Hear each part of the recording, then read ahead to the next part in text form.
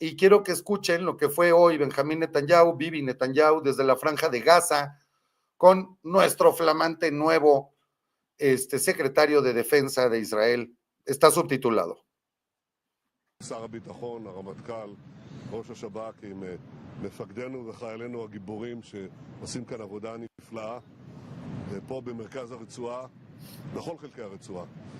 הם השיגו תוצאות מצוינות ביעד החשוב שלנו. החמאס לא ישלוט בעזה. אנחנו מחסלים את היכולות הצבאיות שלו בצורה מרשימה מאוד. אנחנו עוברים ליכולות השלטוניות שלו, ועוד היד נטויה, החמאס לא יהיה בעזה. אנחנו גם עושים מאמץ מהמקום הזה בכל מקום לאתר את חטופינו ולהשיב אותם. אנחנו לא מרפים מזה, ואנחנו נמשיך לעשות את זה עד שנשיג את כולם, החיים והחללים גם יחד. ואני רוצה לומר לאלה שמחזיקים את החטופים שלנו, מי שיעז לפגוע בחטופינו, דמו בראשו. אנחנו נרדוף אתכם ואנחנו נשיג אתכם. ואני אומר גם לאלה שרוצים לצאת מהמבוך הזה, מי שיביא לנו חטוף ימצא דרך בטוחה, הוא ומשפחתו, לצאת החוצה, ואנחנו ניתן גם תמורה של $5 מיליון לכל חטוף. תבחרו, הבחירה בידכם, אבל התוצאה תהיה אותה תוצאה, אנחנו נחזיר את כולם. ושוב אני אומר, החיילים שלנו, המפקדים שלנו, עושים כאן עבודה נפלאה. אני רוצה לציין במיוחד את חיילי המילואים ואת המשפחות שלהם שנותנות להם גב עצום. הם פה שירות אחר שירות, סיבוב אחר סיבוב, והם משיגים תוצאות נפלאות לעם ישראל. אני מצדיע לכם, עם ישראל מצדיע לכם.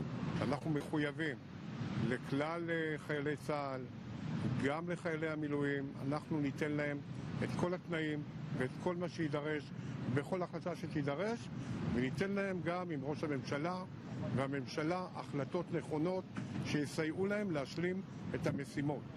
אנחנו רואים כאן גבורה, אנחנו רואים כאן נכונות, ואנחנו רואים כאן הישגים ויכולת מקצועית. אני לא חושב שיש צבא בעולם שיכול לבוא ולהצביע על הישגים מהסוג הזה. ואני בטוח שביחד בהתמדה, המשימה החשובה ביותר שכולם רואים אותה כאן זה לחלץ את החטופים הביתה, ולמען זה נלחמים כאן ועושים את הדברים, ולהכריע את החמאס. אנחנו צריכים לוודא שהחמאס לא ישלוט כאן ביום שאחרי. לכן קרו כל הדברים, ולכן הם יקרו, ואנחנו נשלים את המשימה הזאת. Esta visita que hizo el día de hoy, bueno, ayer en horario de Israel, a la Franja de Gaza, apoyando a todos los militares y dando estas declaraciones muy importantes, donde de resaltar la oportunidad para que regresen a los rehenes, y cada persona que regrese a los rehenes, pues va a tener una especie de salvoconducto y además se les darán $5 millones, algo en lo que yo en lo personal no estoy de acuerdo, pero todo lo que sea necesario para rescatarlos, y a los que todavía el ejército de Israel dice, las fuerzas de defensa de Israel, el gobierno israelí dice que ellos calculan que todavía puede haber 50 con vida. Y ahí me parece que no hay dinero suficiente. ¿Cuánto vale una vida? Pues me parece que no tiene precio, y estoy desde esa perspectiva de acuerdo con Bibi Netanyahu.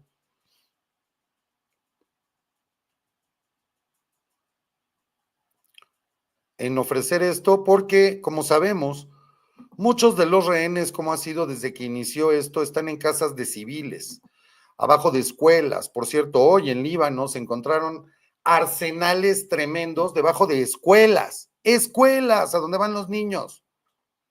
O sea, encontraron nuevos túneles. Bueno, es una locura de verdad lo que hacen estos malditos. Entonces, lo que sea por traer a los rehenes vivos a casa de nuevo, y por supuesto los que ya perdieron la vida.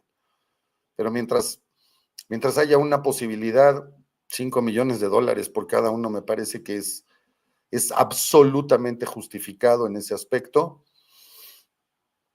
y ojalá regresen pronto, porque sí que quede muy claro la advertencia de Netanyahu. Vamos a ir por ustedes y los vamos a encontrar en donde estén y los vamos a eliminar.